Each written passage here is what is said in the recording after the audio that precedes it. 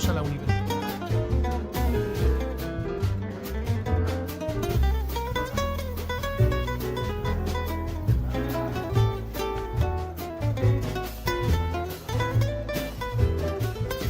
En breve comenzaremos. Rogamos vayan tomando asiento. Muchas gracias.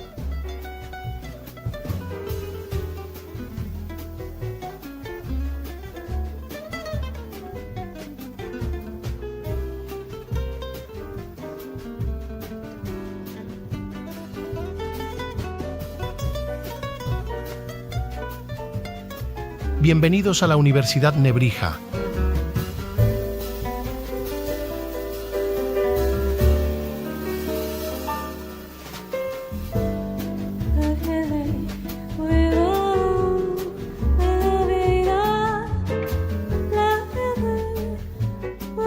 Les agradecemos, apaguen o silencien sus dispositivos móviles.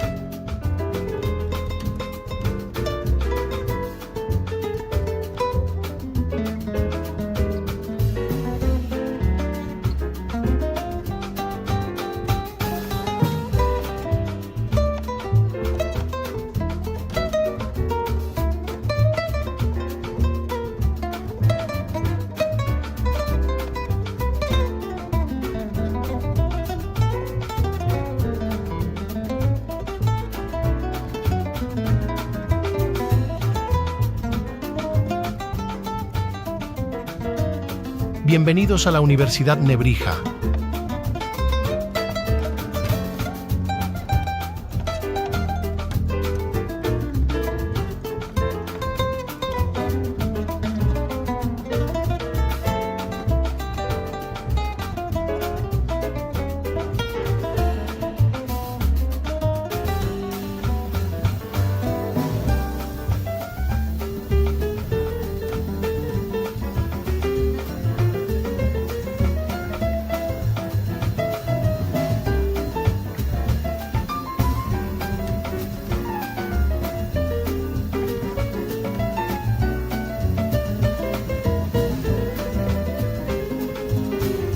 En breve comenzaremos. Rogamos vayan tomando asiento. Muchas gracias.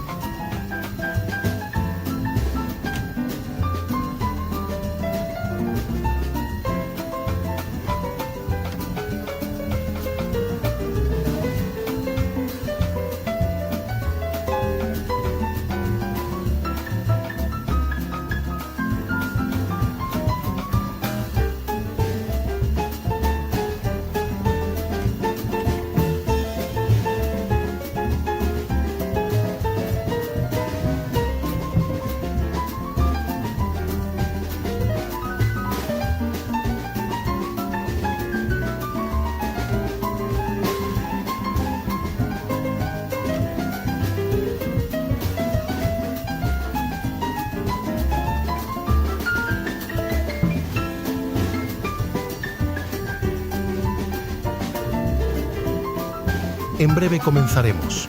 Rogamos vayan tomando asiento. Muchas gracias.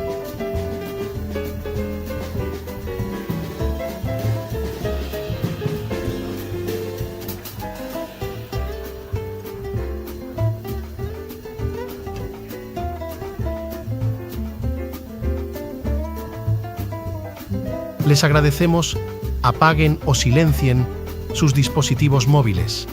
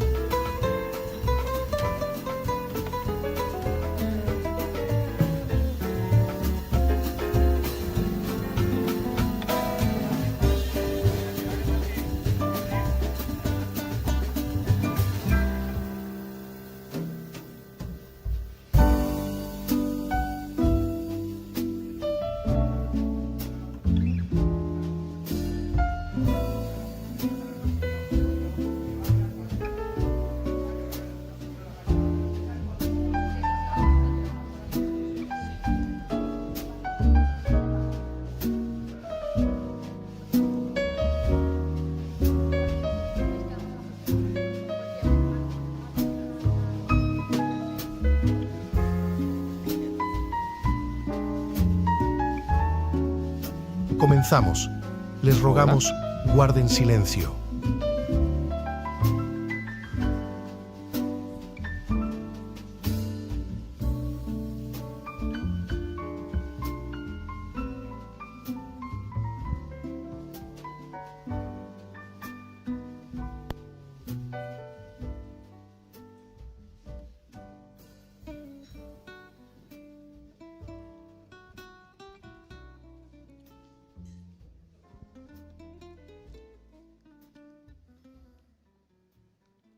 Bueno, si os parece, vamos a ir empezando. Lo primero, buenas tardes a todos y muchas gracias por asistir a este cuarto episodio de Compromiso Asturias 21, Defensa y Seguridad, Oportunidades para Asturias. Mi nombre es Lucia Camporro, yo estoy en la Junta Directiva de Compromiso, junto con mis compañeros Reyes y Eduardo, que están aquí a la izquierda. Quiero agradecer una vez más a la Universidad de Nebrija por dejarnos el espacio, a Caja Rural de Asturias, que siempre nos apoya, y a Cronistar. Bueno, si os parece, a mí me gusta mucho más que os vais presentando vosotros, entonces empezamos por ti, Alfonso. Cuéntanos, nada, brevemente, ¿qué haces aquí? ¿A qué te dedicas? Bueno, sí. Hola. Habla. Ah, vale. Bueno, pues yo soy graduado en Derecho y ADE por la Universidad de Oviedo y luego realicé un máster en Seguridad Internacional en Barcelona. Y luego, pues nada, estuve haciendo prácticas como analista geopolítico en el Ministerio de Defensa. También luego estuve trabajando de analista de datos y el año pasado pues empecé a trabajar para Repsol en la dirección de estudios, llevando pues temas relacionados con la energía, la economía, la geopolítica y demás. Un poco eso, estar cada día monitoreando la actualidad e informando a la alta dirección. Y nada, pues la verdad que muy contento de estar aquí. También recientemente realicé un curso de Defensa Nacional que organiza el Ministerio para dotar a los jóvenes un poco de la sociedad civil, que tenga una idea más holística y transversal de la defensa. Entonces ahí pues tuve la oportunidad de visitar bases navales, militares, cuarteles, la OTAN, bueno, una serie de instituciones e instalaciones militares que bueno, pues también me han dado mayor conocimiento y profundidad acerca del sector de la defensa en España. Nada. Bueno, Dani, si sigues. Hola, probando. Vale. Bueno, mi nombre es Daniel. Lo primero, me gustaría dar las gracias a Compromiso Asturias por darme la oportunidad de estar hoy aquí y aportar mi granito de arena desde el sector público. Yo soy ingeniero de telecomunicaciones por la Universidad de Oviedo. Actualmente estoy desarrollando mi labor profesional aquí en Madrid, en una empresa pública que se llama ISDEFE. Esta empresa pública se dedica a realizar labores de consultoría e ingeniería, además de ser el servicio técnico de toda la Administración General del Estado. Y poco más. Capitán. ¿Se me escucha? Sí. Bueno, me llamo Víctor Sarasola, Actualmente soy capitán del Ejército de Tierra, pero nací en Oviedo, estuve con Lucía y con Alfonso en el colegio hasta los 18. Empecé ingeniería en Asturias, no me gustó. Y nada, dije, tirado la casa por la ventana y me voy al ejército. Entonces me quería meter a soldado, pero mi madre me dijo, métete a la Academia de Oficiales. Entonces me metí a la Academia de Oficiales, 5 años en Zaragoza, en la Academia General Militar. Y después, una vez que acabé y salí de teniente, pedí destino en la Brigada Paracaidista, donde he estado 5 años. Y actualmente, este verano he ascendido a capitán y estoy pendiente de destino. Lo más probable es que me vaya a Tenerife, pero bueno, todavía no es oficial. Y así como dato interesante es que estuve también, aparte de los 5 años en la Brigada Paracaidista, estuve 6 meses desplegado en Turquía en una misión internacional. Pelayo, para terminar. Hola, sí, se me escucha. Bueno, pues hola a todos, yo soy Pelayo Menéndez, nacido en Oviedo, en Asturias también, y de carrera yo soy ingeniero aeronáutico por la pasión. Soy daltónico y no puedo ser piloto, así que escogí ser ingeniero aeronáutico. Y estudié en León y luego fui bajando hasta Madrid, donde estudié luego el máster aquí en la Politécnica, aquí al lado. Y empecé a trabajar en el ámbito civil en Airbus, en el A350, nuevos desarrollos, luego en la parte de tecnología, en la parte de I+D. Y fue ahí donde luego me llegó la oportunidad de dar el salto a la parte de defensa, a Indra, en un programa también aeronáutico como es el FCAS, muy tecnológico, donde llevo ya 4 años y pues actualmente llevo la gestión de tecnología como portfolio manager de la unidad de Air Dominance, que incluye pues, programas como FCAS, Eurofighter y otros sistemas aéreos en los cuales pues, hay sistemas o equipos de Indra de manera transversal. Y vamos, llevo ahí unos añitos y muchas gracias también por la invitación de participar ahora y encantado de conoceros a todos. Bueno, pues muchas gracias a todos, ahora que ya nos conocemos. Me gustaría empezar haciendo una pregunta a Alfonso, sobre todo porque creo que hay mucha gente aquí que no está familiarizado con el sector defensa. Y ¿nos podrías, desde tu perspectiva, siempre, cómo describías ahora mismo el momento que está en Europa con la situación en materia de defensa y seguridad? Un poco contexto general, sobre todo para público no experto. Bueno, pues actualmente la Unión Europea vive un cambio enorme a la hora de concebir la defensa. Bueno, recordemos así un poco a nivel histórico que tras la caída del muro de Berlín y el fin de la Guerra Fría, pues Europa, digamos, se aprovechó de los dividendos de la paz y redujo sensiblemente su gasto en defensa. Pero bueno, con la invasión rusa de Ucrania y, bueno, y el aumento de las tensiones geopolíticas, y el aumento de las tensiones geopolíticas, pues bueno, Europa se da cuenta de que ese momento ha terminado y que es necesario avanzar hacia pues, una mayor inversión en defensa para, en primer lugar, lograr una autonomía estratégica que, digamos, que impulsen a la Unión Europea como un rival o como un socio relevante a nivel mundial, y por otro lado también para lograr una disuasión efectiva principalmente contra la amenaza rusa. Entonces, para ello, la Unión Europea hace unos meses lanzó el programa REARM Europe, que básicamente lo que busca es canalizar 80.000 millones de euros para invertir en defensa. Estáis preguntando, ¿eso es mucho o es poco? Pues es más del doble del presupuesto anual de España, o sea que, como veis, es una cantidad considerable. Y de esos 80.000 millones de euros, pues en primer lugar hay un plan que se llama el Plan SAFE, que son de 150.000 millones, que básicamente a cargo del presupuesto europeo, que lo que busca es pues, dar esos créditos a tipo de interés bajo a los Estados miembros para que lleven a cabo proyectos de defensa conjuntos. Luego también la Unión Europea ha activado una cláusula de escape que básicamente lo que permite a los países es gastar hasta el 1,5% del PIB en defensa sin que ello cuente a la hora de calcular las reglas fiscales de los Estados miembros. Esto, como veremos, es muy importante porque hay algunos estados que están sufriendo pues un fuerte agravio en sus finanzas públicas, particularmente Francia, aunque bueno, también Italia está bastante mal. Y luego también la Unión Europea también está persiguiendo canalizar el ahorro privado a través bueno, también uno de sus objetivos, que es la unión de ahorros y capitales. De hecho, mira, perdona que te corte, que si no coges carrerilla y es muy complicado seguirte. Dentro de todos estos, o sea, estás hablando también de muchos retos, digamos, porque sí que hay por detrás una posición claramente y bastante alineada en general, bueno, el español es un caso aparte, pero bastante alineada en general, con apostar por el rearme. ¿Qué retos dirías brevemente que a los que nos enfrentamos habiendo optado por esta decisión, porque una cosa es tomar la decisión y apostar por ella y otra cosa es, vale, ¿y ahora qué hacemos? La verdad que los retos son múltiples, te diría. En primer lugar, las empresas europeas generalmente carecen de la escala que pueden tener las americanas, a pesar de que bueno, hay una serie de campeones nacionales. Luego, por otro lado, también al final los países también quieren arrimar un poco las cosas a sardina y quieren que su campeón nacional, por ejemplo, Leonardo en Italia, Rheinmetall en Alemania, en Francia hay unas cuantas también, pues quieren que sea un poco el adjudicatario de esos proyectos, ¿no? Luego, por otro lado, bueno, lo que comentaba a nivel fiscal. Luego también un factor bastante importante es, digamos, que las empresas, que ese dinero no vaya destinado únicamente a las grandes empresas, sino que también se canalice a las pymes, que generalmente son las que más impulsan la innovación a nivel europeo. Luego también me parece un tema que, bueno, pues que habría que tratar, es el tema político, en el sentido de que la Unión Europea actualmente, pues bueno, hay una serie de países que cada vez son más contrarios a aumentar el gasto en defensa. Te hablo de Hungría, te hablo de Eslovaquia, recientemente República Checa también ha ganado una persona contraria a continuar la ayuda con Ucrania.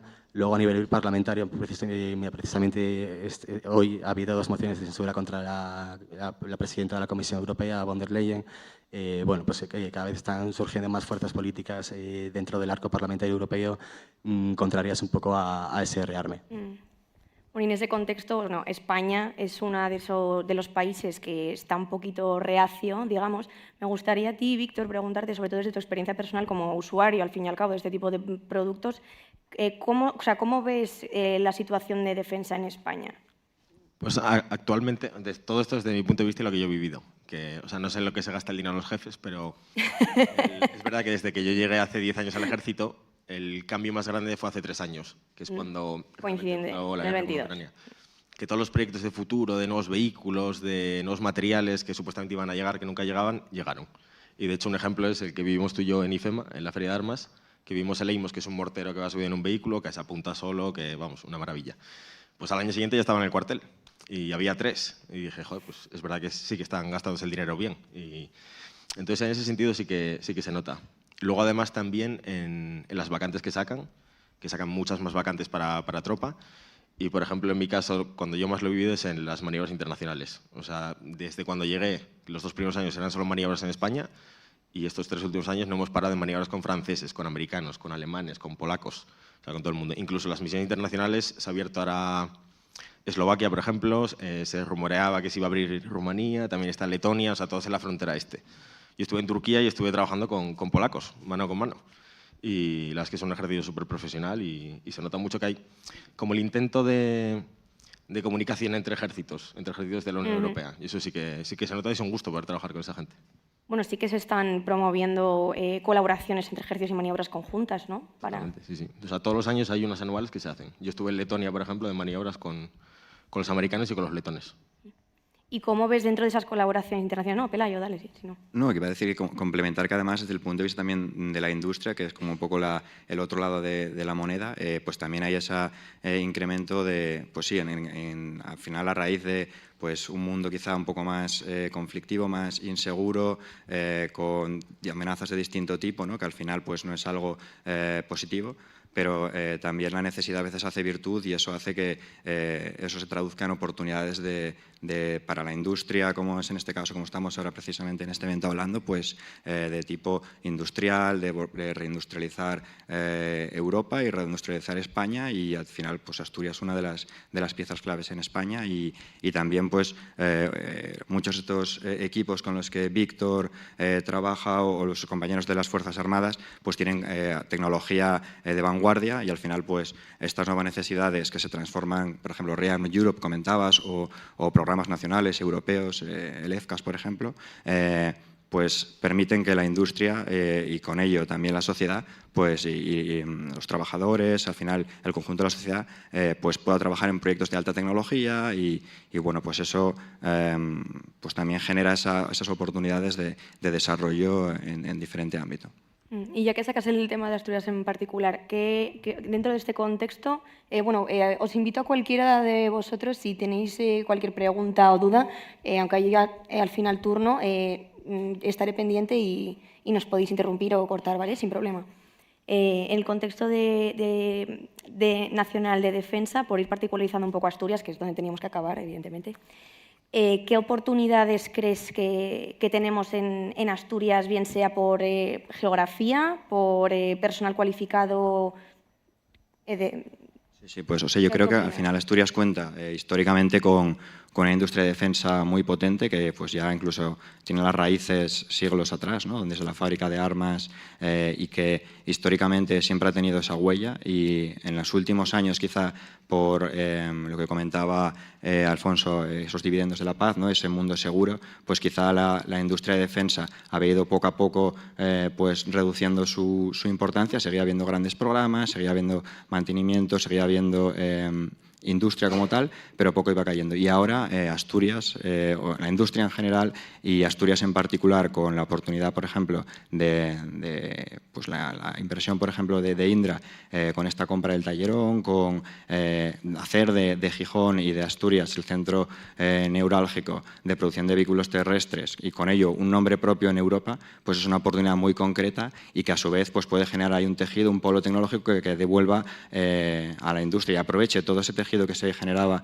en los últimos años y que de proveedores, de empresas especializadas, de toda la sociedad que había en torno a la industria de defensa en Asturias, pues que vuelva a tener ese impulso para crecer en los próximos años. Y pues, por ejemplo, en fabricación, en industria, en tecnología de industria 4.0, en nuevas tecnologías como pues nuevos sensores, comunicaciones, ciberseguridad, inteligencia artificial. Al final es muchas tecnologías, pero también industria, también mantenimiento, todo el ciclo de vida. Al final, la industria de defensa, los vehículos de defensa, los sistemas de armas, tienen un componente tecnológico y de industria y de mantenimiento muy potente que genera oportunidades en cada uno de estos ámbitos. En particular en los vehículos de tierra, a corto plazo, por toda esta inversión que está habiendo y que quiere hacer de Asturias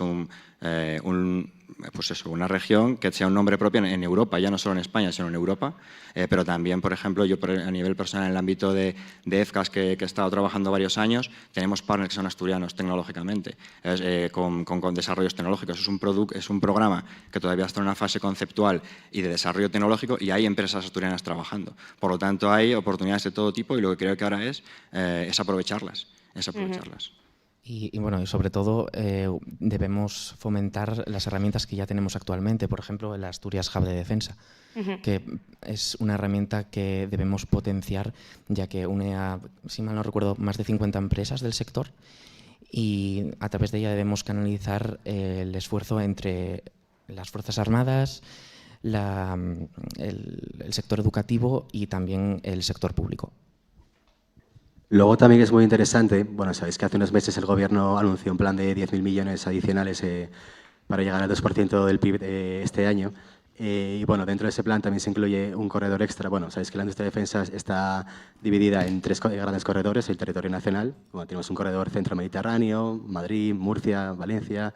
Luego un corredor sur, que es sobre todo Sevilla y Cádiz, y luego un corredor norte, que es sobre todo Galicia y la base de Ferrol, que está en Navantia, tanto el astillero como el arsenal militar. Pero ahora se ha proyectado un cuarto corredor que va a afectar directamente a Asturias, que es el corredor de la Ruta de la Plata. Es decir, como la antigua ruta romana, va a ir desde Asturias, León, Zamora, hasta finalmente terminar en Sevilla. Que justo precisamente ahí la empresa Santa Bárbara, que es una de las 2 que están en la fábrica de Trubia, pues le va a venir muy bien porque digamos que el ensamblaje y montaje del 8x8 Dragon se realiza en ambas fábricas, tanto en la de Sevilla como en Asturias. Entonces, bueno, pues ahí la región tiene potencialmente una oportunidad muy, muy grande. Claro, pero yo a raíz de eso, por ejemplo, sí que veo que hay un problema en general, que es tú tienes muchos millones, hay mucha inversión, hay mucho presupuesto, pero en Asturias, por ejemplo, hay una cantidad de vacantes de puestos que no se cubren y si tú no tienes recursos para proyectar y gestionar todas las inversiones, por mucho que te las aprueben, no puedes. Por ejemplo, aparte de lo del hub que comentabas, Daniel, ¿qué más proyectos hay ahora mismo a nivel inversión interesantes en Asturias? Y sobre todo, ese déficit que tenemos muchas veces para encontrar gente, que no solo pasa en defensa, pasa en todos lados, lo que defensa lleva de moda 5 minutos. Pero eso, ¿qué colaboraciones están haciendo entre universidad, ingenieros que estudian en Asturias, que sepan que pueden trabajar con General Dynamics o con Rheinmetall, ahí en Trubia, por ejemplo? Bueno, yo principalmente lo que haría sería para encontrar más personal cualificado, porque este sector necesita personal no solamente con carreras universitarias, sino también mucha gente de formación profesional. Pues lo primero que haría sería atacar, bueno, perdón la expresión. Bueno, viene al pelo, Sería quitar el estigma que tiene este sector respecto a que solo se hacen armas, porque no es así. En este sector de defensa se engloban muchas... Bueno, ¿se me escucha bien? No sé si... Vale. En este sector engloba muchos otros sectores. Por ejemplo, el sector de la ciberseguridad, todo las herramientas y tecnologías que se utilizan tanto en prevención como en asistencia en emergencias. Por lo tanto, debemos transmitir a la sociedad de que no es solamente armas. Hay mucho más valor añadido que tiene una implicación directa en la vida civil. Y todo el tema de comunicaciones mismamente, incluso a nivel equipos, o sea, cascos, chalecos, bueno, eso tú pues sabes mucho más que yo. Y no solo eso, sino, por ejemplo, yo trabajaba casi todos los meses con un chico que era de GMV. En nuestro sistema de apuntar los obuses de artillería es todo informático, o sea, no lo hacemos nosotros a mano. O sea, todos los cálculos que hay que hacer de ángulo de tiro, viento, es decir, todos los datos que hay que calcular nos lo proporcionaba GMV. Entonces, cada mes había una actualización, entonces venía el chico, nos explicaba las actualizaciones y al final había un contacto muy estrecho con esas empresas. Cosa que yo creo que, o sea, yendo al tema de Asturias, que hay una falta de información totalmente y que Asturias no tiene mucha cultura de ejército, defensa, fuerzas armadas y demás. Yo, por ejemplo, a mí nunca me dieron ninguna charla en el colegio ni nada, o sea, yo fue por voluntad propia. Yo creo que es una carencia que tiene Asturias y que si realmente se dieran esas charlas o se promovieran proyectos entre ejército y universidad, por ejemplo, la EPI de Gijón tiene suficiente capacidad como hacer proyectos para el ejército. Yo creo que son proyectos interesantes. Pero claro, la gente tiene que estar interesada en este tema de defensa, que al final, además de trabajo, es colaborar con tu país, que me parece lo más importante. Una cosa, perdona, Dani. Hay una pregunta por ahí. Creo que no sé, ¿me das micro o sí, te lo acercan? ¿Se le escucha bien? Por si acaso. Sí, quería preguntar, por favor, corríjanme si me equivoco. Creo que a nivel de OTAN se hace una planificación por escenarios para identificar las capacidades que serán distribuidas después entre los Estados. Entonces, quería preguntar si a la hora de asignar estos fondos que se prevén, 80.000 millones, las empresas, la sociedad civil, las empresas privadas, pueden acceder a algún tipo de informe, tienen algún tipo de guía a la hora de fabricar sistemas que respondan a esas capacidades que deben cubrirse. O si, por contra, lo que hay es un escenario en el cual se espera que la iniciativa privada sea capaz de identificar eso, una especie de lazo abierto, sin ningún tipo de dirección estatal, y que surjan productos que luego haya que colocar en el mercado. Entonces, quisiera saber si estos análisis están realizados, en especial, en el caso de Asturias, si se han identificado las capacidades industriales, si hay una correlación con esas capacidades. Por ejemplo, en Avilés, que hay una industria del metal bastante potente, entiendo que se podría redirigir hacia fabricar algún activo que cubra ciertas capacidades. Entonces, generalizando esta idea... Ya hay empresas que están en ello.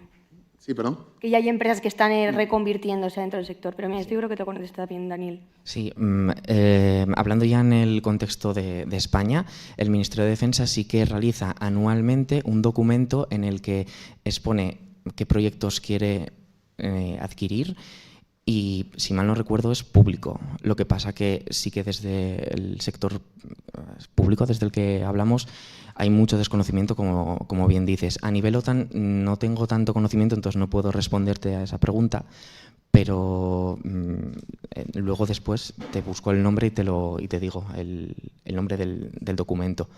Y aparte de este documento, sí que internamente el Ministerio de Defensa realiza otro documento, otra base de datos en la que se dispone de todas las empresas a nivel estatal que tienen capacidades y ciertas tecnologías que pueden servir para el Ministerio de Defensa.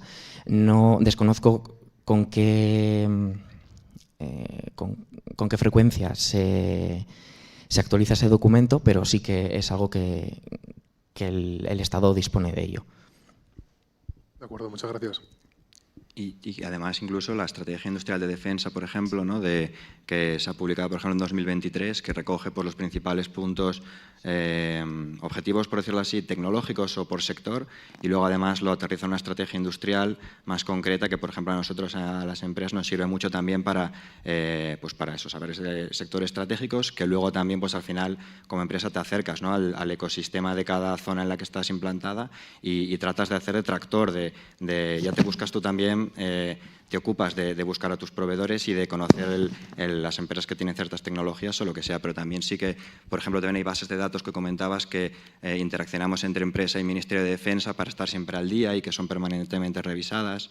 O sea, hay diferentes documentos, bases de datos, pero que, bueno, que siempre está además, por ejemplo, este tipo de eventos para conocer también, pues si a lo mejor en la sala hay algo, una empresa pues se acerca o sea, la interacción es permanente y en diferentes ámbitos, corporativo, administrativa y también en conocer uno a uno, vamos.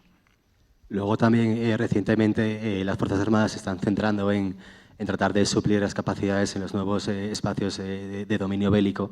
Históricamente, pues los 3 espacios de bélicos eran tierra, mar y aire, pero en las últimas décadas, sobre todo en los últimos años, están apareciendo también el espacio cibernético, con toda la importancia que tiene y la gran dependencia que tienen los sistemas de ello. El espacio exterior también está ganando mucha importancia. Y finalmente, igual el más importante, que es el espacio cognitivo, ¿no? También ganar las mentes y corazones de la población, tanto la local como la rival. Entonces, bueno, que también hay, por ejemplo, las Fuerzas Armadas están centrándose mucho también en obtener y conseguir la tecnología, la capacidad de drones, que pues se está viendo con Ucrania y anteriormente con el conflicto de Nagorno-Karabaj entre Armenia y Azerbaiyán, pues que son esenciales en la guerra. También la tecnología de misiles, que España, pues la capacidad de misiles que apenas tenemos, pues también un poco se están tratando de suplir esas capacidades. Y en este contexto de todos estos proyectos, bueno, di Dani. Y bueno, en lo que decía antes nuestro compañero Víctor, en relación a promover que el sector civil conozca, pues, todas por ahí va mi pregunta, o sea, que dale. Que en el sentido de lo que comentaba antes nuestro compañero Víctor, lo que sí que propondría desde aquí es que se hiciesen más foros y charlas en el sector educativo y que se llevase también a gente, no solo a militares, sino también a abogados, que se necesitan mucho, ingenieros, programadores, que la gente vea desde una edad muy temprana que no es solo armas. Y esto ayudaría también a coger vocaciones y sí, a coger vocaciones. Y además la tecnología dual, ¿no? Que por ejemplo ahora se ve mucho lo que llaman non-traditional players, ¿no? Que son empresas que tradicionalmente estaban en el sector civil y cuya tecnología es reaprovechable para los programas pues bueno, más tecnológicos o más punteros o cualquiera, ¿no? Que inteligencia artificial, ciberseguridad y otros ámbitos que esos pues bueno, son típicamente civiles, pero que pasan también a formar parte con desarrollos o ya con sus productos del ecosistema nacional o internacional, lo que sea, o regional, de proveedores de defensa. Y luego, además, lo que comentabais también en cuanto a cátedras y cuando también, por ejemplo, que las empresas, las Fuerzas Armadas, yo, por ejemplo, recuerdo que cuando estudié en León había 4 compañeros tuyos, Víctor, había 4 sargentos que formaban parte del curso escolar del grado de aeroespacial y que nosotros también participábamos y íbamos a hacer las prácticas a la base aérea de la Virgen del Camino. Entonces había esa fusión entre 4 o 5 compañeros de las Fuerzas Armadas en el grado cerrado, y luego nosotros hacíamos, entonces como que nos ayudaba también, yo qué sé, a conocer el ámbito después de donde operarían, bueno, qué sé, los aviones, cómo se hacía el mantenimiento, ese tipo de cosas, y era muy útil. O también el tema de formación. Nosotros nos falta a veces, yo qué sé, pues en el ámbito tecnológico, en esto precisamente nuevas tecnologías, al final hay que permanentemente estar formando a los profesionales, y hay que que las universidades, por ejemplo, tengan ciertas formaciones que ya respondan a las, en este ámbito de la defensa, pues que al final es defensa, pero es tecnología, o es industria, o es lo que sea, ¿no? Entonces ese tipo de colaboraciones son muy, muy útiles para los profesionales, vamos. ¿Y tú qué propondrías para, sobre todo eso, lo que me ha gustado el punto de que la gente se piensa que esto es un sector muy cercano y muy próximo a acabar siendo militar, pero no tiene por qué, y no solamente con el tema del rearme a nivel munición exclusivamente a sistemas guiados, sino desde chalecos hasta drones, hasta tecnología. ¿Qué, por ejemplo, en ese sentido más específico, ¿qué creéis que sería atractivo? O incluso, mira, voy a reenfocar la pregunta, que igual es más fácil. Nosotros, al fin y al cabo, vivimos los 5 aquí. ¿Qué tendría que tener Asturias o qué tendría que fomentar Asturias para que la gente fuese consciente que tener trayectoria en el sector es viable? Como, no solamente el hecho de acercarlo, que es una posibilidad, sino que es una posibilidad en Asturias. O sea, ¿te refieres a crear trabajo en Asturias sobre defensa o relacionado con Claro, pero que la gente lo sepa. Ese acercamiento del que estabais hablando ahora, de que habría que hacer más foros, que hay ese sentido. Pues, por ejemplo, un tema que quería sacar es el tema de los drones, que ahora mismo todos los ejércitos, bueno, de hecho no hay ningún ejército puntero en tener algún arma, algún sistema contra los drones, porque de hecho se está viendo que en Ucrania con un dron de 400 euros casero con una pequeña bomba destruye completamente un carro de combate que vale millones. Entonces, si en Asturias hubiera algún emprendedor o algún ingeniero que inventara o que fomentara proyectos nuevos junto con defensa, que el ejército seguro que está encantado de colaborar con cualquier tipo de proyecto nuevo, porque es así. O sea, nosotros estamos como un poco en la sombra, que el ejército solo se ve, por desgracia, en catástrofes como la Dana o el desfile nacional, pero realmente estamos ahí, aunque no se vea, como la policía o la Guardia Civil, y estamos encantados de colaborar con todo tipo de proyectos. Y pues una buena idea me parece a mí que sería destacar, o sea, sobre todo centrarse en el tema de drone y antidrone, que ahora mismo no hay nada, o prácticamente nada. Por ejemplo, en Ucrania lo único que hacen es esconderse o poner redes kilométricas por las autopistas o en las casas, pero ahora mismo no existe nada. Entonces, me parece una buena oportunidad para innovar en ese sentido. Y no solo, o sea, y en Asturias para España y para el resto de países. Yo, por mi parte, propongo a la Administración asturiana el lanzar retos de innovación abierta que estén basados en solucionar demandas reales de las Fuerzas Armadas. Así conseguiríamos colaborar entre Fuerzas Armadas, sector educativo y los gobiernos. Y como comentaba anteriormente, podemos utilizar la palanca de cambio, que es o como palanca de cambio, mejor dicho, el Hub de Defensa de Asturias.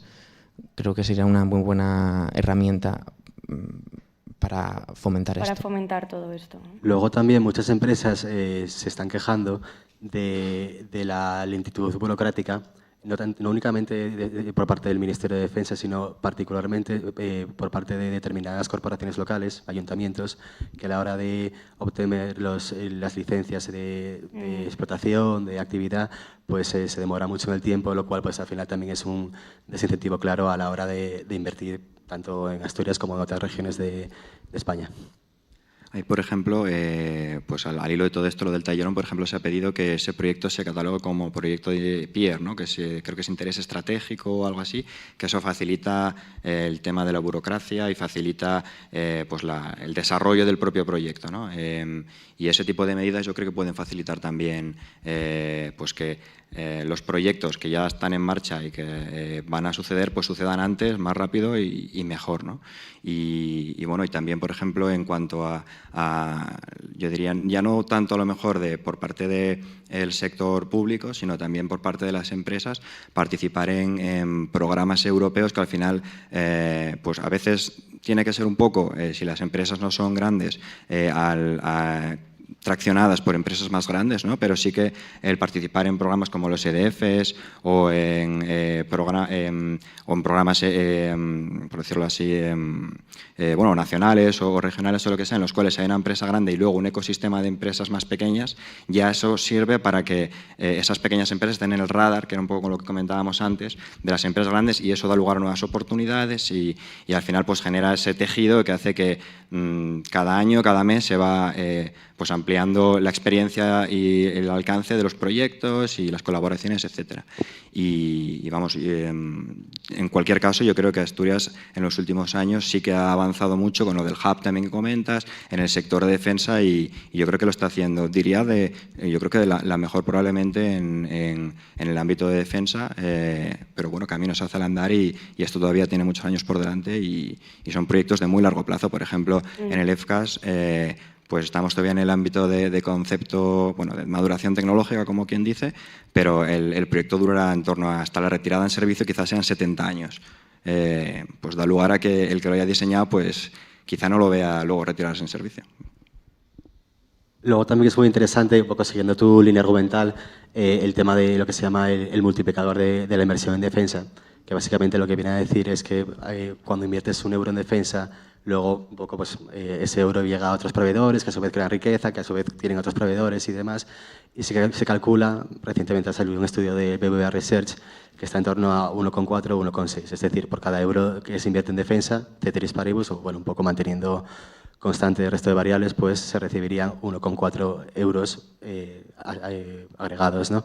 Entonces eso también al final es muy positivo para Asturias, que bueno, no sé si sabéis así un poco por dar de ciertos datos, que la industria de defensa en Asturias representa en torno al 1% del PIB de la región y en torno a más de 3.000 empleos, ¿no? Y todavía pues tiene mucho potencial y que puede tener un peso todavía más relevante aún.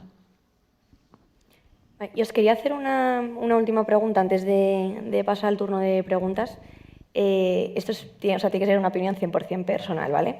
Si le tuviese que decir a un primo o hermano pequeño o amigo que quisiese trabajar en el sector, pero que no se quisiese ir de Asturias porque quisiese desarrollar su carrera profesional ahí, ¿cómo le animaríais o cómo le orientaríais o cómo le expondríais iniciativas y todo lo que está para acercarlo un poco? Porque yo creo que el problema que hay, que sí que se está trabajando en ello, con la creación del hub y demás, pero yo tengo la sensación de que no acaba de llegar al mundo civil y al público civil y a la gente que está acabando ingeniería en la Politécnica de Gijón.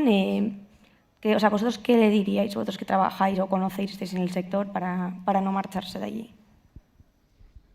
Pues yo actualmente lo que recomendaría sería seguir formándose y marchar afuera de Asturias, porque aunque, a ver, suena duro, pero es la realidad.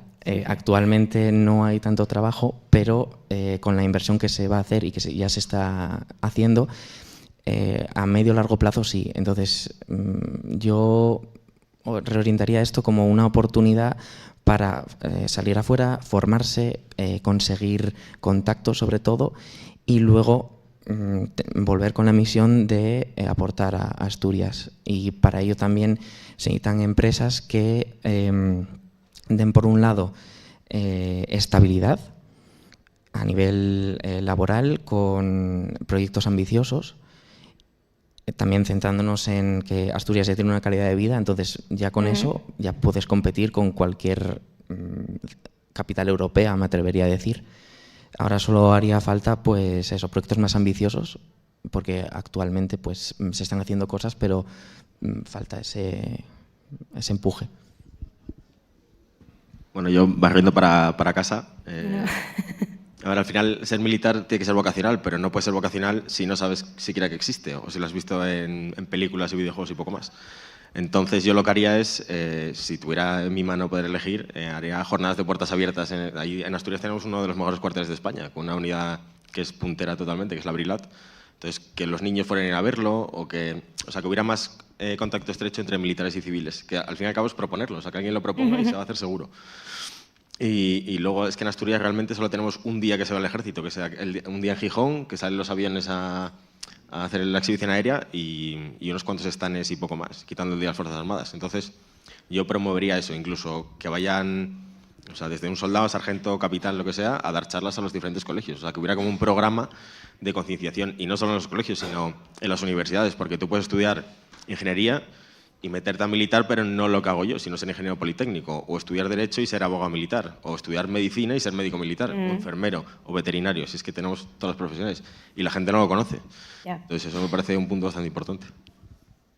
Yo he coincidido mucho con Víctor en ir a donde está a la juventud, ¿no? Al final, eso, los colegios, los institutos, las universidades y acercarse, pues no sé, yo recuerdo la universidad de vez en cuando pues venía alguna empresa y te contaba pues lo que hacía, pues igual que eso, pues empresas del sector de la defensa que se acerquen y que cuenten las actividades, porque al final somos empresas como otra cualquiera, lo que pasa es que los productos que hacemos pues son pues para el ámbito de la defensa y ¿por qué no acercarse y explicarles lo interesante y los proyectos tan vanguardistas y transmitir la ilusión, que al final creo que es una cuestión de ilusión, de creer en que sí que hay oportunidades y en conocer el sector y explicarlo, porque seguramente si explicáramos las diferentes empresas que trabajan de una forma u otra en el ámbito de la defensa, ya sea como eso, lo que he comentado, por industria, como proveedores, como logística, tecnología, lo que sea, ¿no? En el sector de la defensa pues nos sorprenderíamos de empresas a lo mejor pequeñitas que forman parte, me han dicho, por ejemplo, en el Eurofighter, pues hay un proveedor en Asturias que al parecer hace los, pues por decirlo así, los recipientes en los que se transportan algunos de los equipos que van montados en el Eurofighter. Pues esa empresa forma parte del tejido de proveedores del ámbito de defensa del Eurofighter. Entonces, al final es muy amplia esa huella y se puede luego crecer con proyectos tractores ahora que hay pues muchos y muy, con mucha tecnología de vanguardia, pero también con pues, mucha industria, de muchos ámbitos y al final yo creo que es ilusionar y decir sí que hay, sí, y si buscan esas empresas las encontrarán y formarán parte de proyectos muy ilusionantes y todo eso al final es una bola que va creciendo, ¿no? Entonces yo creo que esto es como comentaba al principio, es una oportunidad que está ahí y que yo creo que tenemos y podemos aprovechar, ¿no? Con todo pues eso, las inversiones que está habiendo y bueno, yo creo que sí que hay que ser un poco optimista ahí. Y para terminar, Alfonso. Bueno, nada, yo para terminar, yo creo que esto ya está un poco dicho y nada, pero bueno, también quería alertar o bueno, poner un poco la postilla de decir que al final también la industria de defensa no es una industria cualquiera y al final también pues que un poco estamos viendo en Europa una escalada bélica bastante preocupante y que también pues yo llamaría, o sea, evidentemente sin desdeñar el tema de la defensa y que al final pues siempre es mejor negociar diplomáticamente, es una posición de fuerza, que también al final que no se olvide o abandone la vía diplomática porque en última instancia las consecuencias pueden ser fatales para todo el mundo, ¿no? Entonces, bueno, que está bien que aumentemos el gasto en defensa, que nos protejamos tanto de las amenazas del este como del sur, pero que la vía diplomática debe ser siempre la primera opción. Pues muchas gracias, chicos. Del público, ¿tenéis alguna pregunta? Adelante. Gracias. Bueno, lo primero, ¿se oye bien? Nosotros desde aquí creo que sí. Sí, lo primero, enhorabuena a los 5. Sois 5, es un orgullo, la verdad, para asturiano, ver a 5 no tan jóvenes, pero representantes de nueva generación en sectores tan diferentes, en dimensiones tan diferentes, pero a la vez tan comprometidos con la defensa nacional y la verdad que estoy alucinado, es una maravilla. Así que enhorabuena por haberlo organizado, Lucía, y a vosotros por haber venido aquí.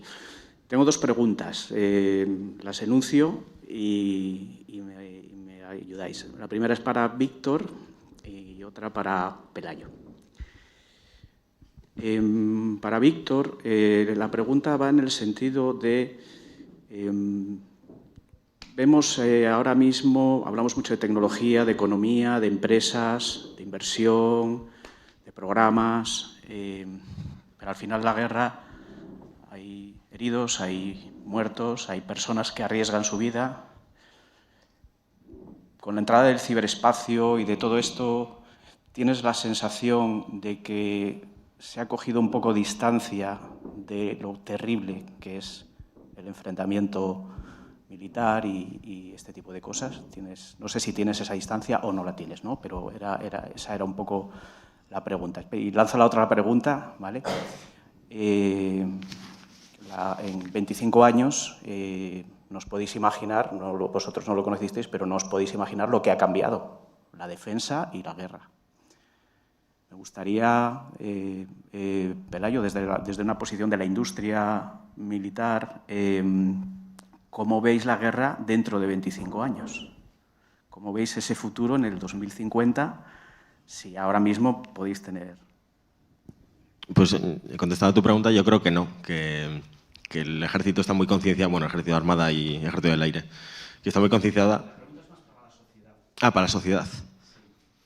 Pues yo creo que con la guerra de Ucrania es verdad que ya no suena tanto que cuando pasó, pero yo creo que incluso con lo que está pasando en Palestina y demás, que la gente yo creo que sí que es consciente de los peligros que hay y que, o sea, no sabe realmente en normativa general lo que está haciendo el ejército, pero yo creo que la gente sí que es consciente de que puede pasar algo y que deberíamos estar preparados. Y por eso el ejército está tan coordinado con el resto de ejércitos de la Unión Europea en el sentido de no quedarnos atrás y al contrario incluso ser punteros en algún sector. De hecho, lo que hablaba antes, por ejemplo en Eslovaquia sé que se envió un equipo contra dron para probar prototipos y demás, o sea que no nos estamos quedando atrás precisamente. O sea, yo creo que España es uno de los mejores países, o sea, mejores ejércitos que tiene la Unión Europea, sin ninguna duda. Vamos. La reflexión era sobre si percibís distancia de la sociedad. Sí, o sea, entiendo tu... que puede tender a ver esto como un videojuego en lugar de algo real que vosotros, los que estáis en el terreno, sí que lo percibís directamente. O sea, es lo que hablaba antes, que el problema es que el ejército no se ve. O sea, porque un día de diario de la calle tú como mucho te encuentras a un policía o un guardia civil, pero no te encuentras a un militar. Entonces, por eso decía que es muy importante, al igual que yo no lo tuve de pequeño, que se sepa que existe y que no solo es ir al campo de maniobras y ya está, que es que hay muchísimas variedades para colaborar con el ejército. Entonces, bueno, ahora se ha visto mucho, como te decía con la Dana, que yo estuve ahí 15 días en garajes, sacando barro desde los sitios más insospechados, y la gente ya era consciente, y gracias a Dios se fomenta más que la relación cívico-militar esté día a día. Y es una pena que realmente no se vea, porque me parece muy importante, la verdad. Pero sí, yo creo que, contestando a tu pregunta, que sí, que la gente ya está siendo más consciente que lo era antiguamente. Y en torno, me da tiempo a pensarlo,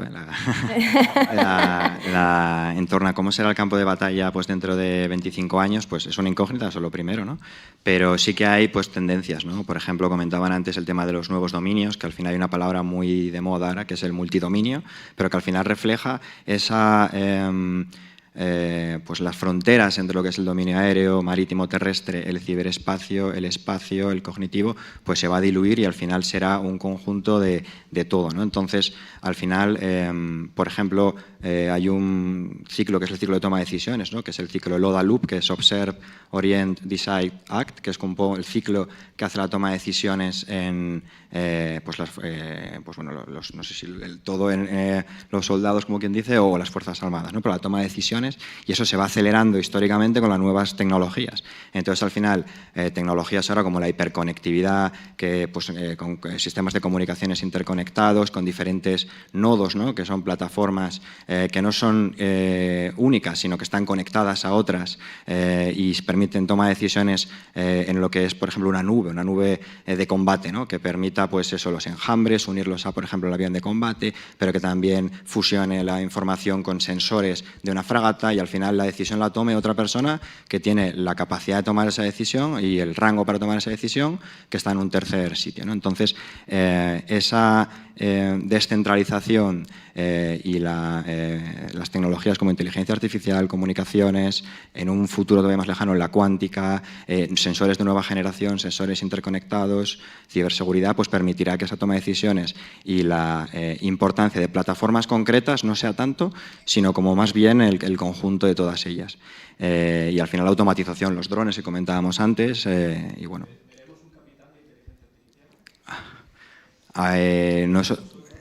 Yo creo que el hombre, el ser humano, siempre va a estar en la toma de decisión porque al final hay cuestiones de ética y al final la decisión en muchos casos es sobre la vida humana y vamos, mi pronóstico personal es que el ser humano siempre va a estar en la toma de decisiones última. ¿Qué pasa? Que en las decisiones intermedias se va a asistir, por ejemplo, yo que sé, a los pilotos, por ejemplo, ¿no? Asistirles en la toma de decisiones, presentarle quizá una amalgama o unas cuantas decisiones y presentarle la probabilidad de daños o de resultado de tus acciones, con probabilidades. Y luego ya se toma la decisión el ser humano, lo que llaman el man in the loop.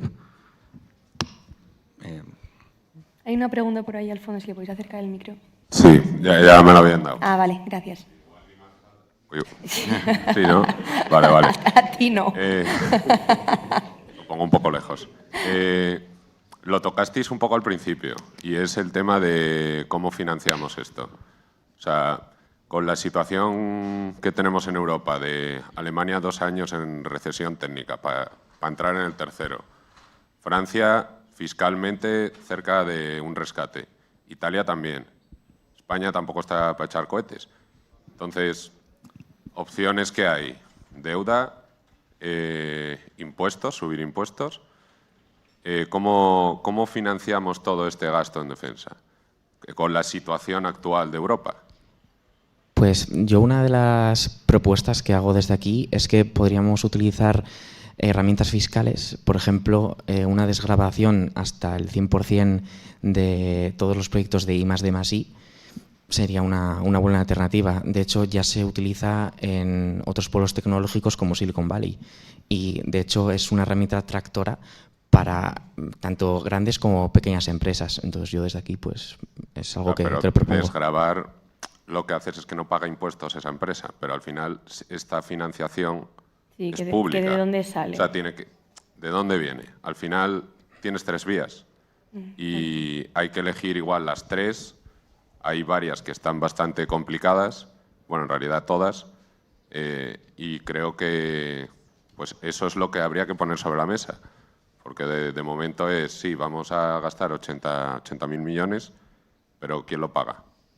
A ver, yo creo sinceramente que el gran arma europeo va a correr a cargo principalmente de Alemania, que es de los países que tienen volumen y demás, el que tiene margen fiscal para acometerlo. De hecho, Alemania lo va a fiar todo ahora al plan de inversión en defensa e infraestructuras, digamos, para tratar de salir del estancamiento que se encuentra fruto del fracaso del modelo exportador industrial alemán.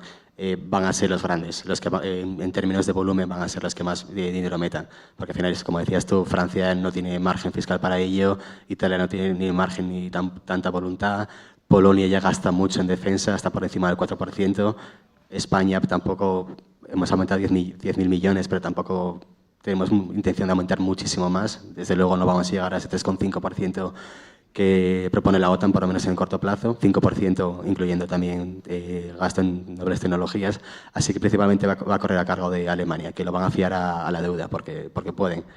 La pregunta es si les sale mal la jugada, ¿no? Si el modelo o si no son capaces de revitalizar la economía tras haberse gastado cientos de miles de millones en ello.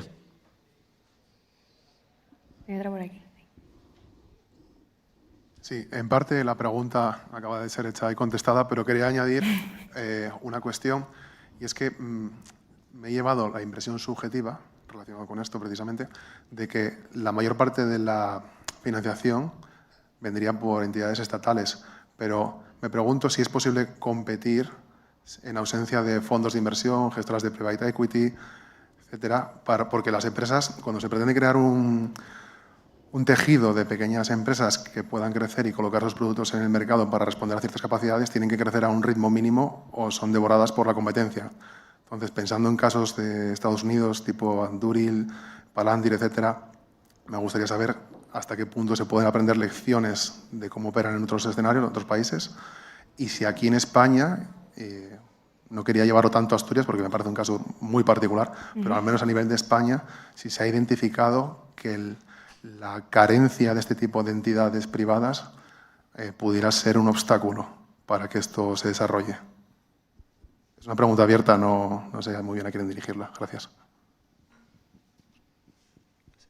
Bueno, al final no solo es el sector público, o sea, también, por ejemplo, estos programas a veces son colaboraciones público-privadas, ¿no? En los cuales, pues sobre todo en la parte de I+D que comentaba antes Daniel y tal, son las etapas más tempranas, se suele promocionar con pues eso, colaboraciones públicos-privadas en la cual la entidad pública que corresponda pone parte del presupuesto, la otra la pone la empresa, desarrollan pues un producto o lo que sea y luego ya a partir de ahí se comercializa, ¿no? Que no tiene por qué ser necesariamente una empresa española a el Ministerio español, que al final somos socios, por decirlo así, de confianza y las empresas españolas pues quieren estar muy cerca siempre del Ministerio de Defensa español, pero también hay voluntad de exportar y de hecho España creo que es uno de los países más exportadores en la industria militar, parece que no, pero creo que está en el top 10 me parece de industria exportadora del mundo. Entonces, pues bueno, que al final esos productos pueden también llegar al extranjero y que las empresas crezcan, que ese dinero público que se invierte luego revierta, para empezar, en la sociedad, en esa huella que hay primaria, luego secundaria y más adelante, pero que a la vez luego permita que empresas puedan competir y vender sus productos en el extranjero, ¿no? Entonces, pues bueno, es una mezcla, yo creo, de intereses y, por tanto, de participaciones en todo esto. Gracias. ¿No es hay una pregunta más por allí? Sí. Y ya la última, luego tomando un vino os preguntáis lo que queráis. Hola, se oye. A ver, a mí me preocupa un poco el tema de los ciberataques. Parece que hay como si fuera una guerra por detrás en el que parece que todo vale. O sea, es como hay continuamente ataques, casi ya sabemos el origen, ¿no? de los países. Y yo no sé si hay ciertas líneas rojas que ellos mismos intentan cuidar o hay un momento en el que dices, si pasas esta línea roja es una declaración de guerra o ahí es algo que está todavía un poco como si fuera sin legislar o no legislar, sin decir qué límites hay. Entonces, bueno, es una pregunta así general en ese sentido. Y la otra, ¿qué se puede hacer para no ir a la cola o para tener como una igualdad entre todos los países, ¿no? En este aspecto? Con lo del ataque te refieres... Cuando atacan, pues yo qué sé, empiezan atacando, ¿no? Oye, han atacado un hospital, han atacado una central. De repente dicen, han atacado instalaciones militares con potencia nuclear. Eso es una línea roja en la que un país diría, esto es una declaración de guerra total. O sea, ¿qué límite? ¿Dónde está el límite? O sea, yo creo que desde el punto de vista de España y de la OTAN, en el momento que ataquen un país de la OTAN, entran todos los demás a jugar. O sea, me refiero a ataques de intentar entrar, robar material, por ejemplo, de hospitales, de tal. Es ciberataques, me refiero. Todo es ciberataques, perdón. Vale, que no lo había aclarado al principio, me refiero a ciberatates. Todo. Ahí sí que no te sé responder. A ver, yo creo que ahora cada vez más, no únicamente en Europa, sino a nivel mundial, nos estamos yendo a una situación de lo que se llama guerra híbrida o zona gris, como lo quieras llamar, en el sentido de que no estamos en guerra, pero tampoco estamos en paz. No sé si me explico. Y al final, pues, ya los campos de juego, pues ya el ataque ciber, hago incursiones en tu espacio aéreo, te pongo sanciones económicas, propaganda en tu país, trato de amañar elecciones o influir en las elecciones. Al final nos estamos moviendo en ese terreno, ¿no? No tanto abandonar un poco la noción clásica de guerra abierta, porque al final también en última instancia también está el factor nuclear o la disuasión nuclear, ¿no? De que eso, por fortuna, por desgracia, también pone cierto coto, ¿no? A las ambiciones bélicas de los países, pero sí que nos estamos moviendo mucho en eso, ¿no? En ese espacio de zona gris y de tratar de dañar permanentemente a tu rival, que son acciones que, si bien son hostiles, no son lo suficientemente hostiles como para provocar una declaración abierta de guerra.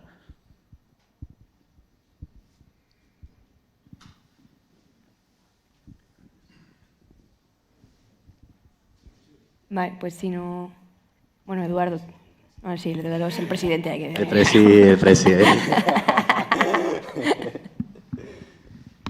Hola. Oye, bueno, primero darle enhorabuena porque yo he notado en estas 5 personas un grado de compromiso que no es obvio ni evidente en personas de vuestra edad. Y aquí hay muchas de vuestra edad que seguro que también están comprometidas. Pero para mí ha sido una enorme, no digo sorpresa, pero estoy encantado de ver gente como vosotros que está extremadamente comprometido con lo que hacéis. Y eso es un orgullo, ¿vale? Porque nosotros como compromiso formamos también parte de esa idea. Yo os iba a hacer una pregunta muy personal. Porque cuando hablamos de que hay que atraer talento a las empresas, se habla de dinero. La gente quiere ganar un buen salario.